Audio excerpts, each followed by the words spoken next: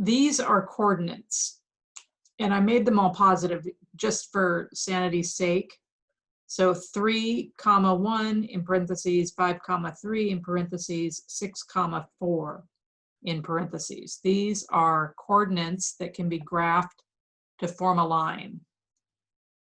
First, we're going to talk about the coordinates themselves. You may see coordinates in this form. You've got X, Y, you've got a nice little grid, and this would be 3, 1, 5, 3, 6, 4. Even with graph paper, I don't write straight. Isn't that terrible? So what you need to know is every time you have a coordinate set like this, the first number is X, the second number is the Y. And that's how it falls when you've got a grid.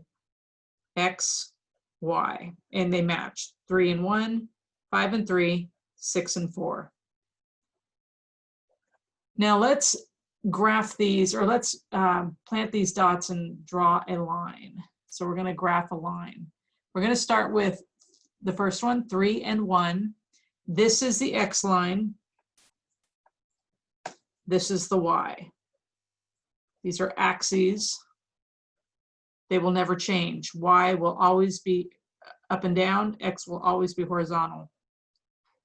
So 3 and 1, 1, 2, 3, 1. Our first coordinate goes right here. 5 and 3, 1, 2, 3, 4, 5, 1, 2, 3. Put that coordinate here, and then 6 and 4, 3, 4, 5, 6, 1, 2, 3, 4. And if I can draw a straight line,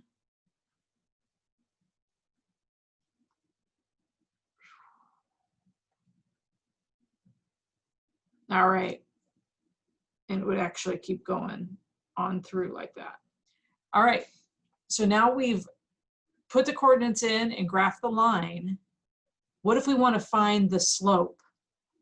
I'm going to show you a little bit of a hack before we do the y equals mx plus b. We're going to start with the first coordinate and the third coordinate. So the ends of this little line. They're not really the ends because this is a line that keeps going forever. But what we're going to do is we're going to count the boxes in between the two coordinates. And to look for slope, we are looking for rise over run. Now remember how I said over here, X is always the first number, Y is always the second number?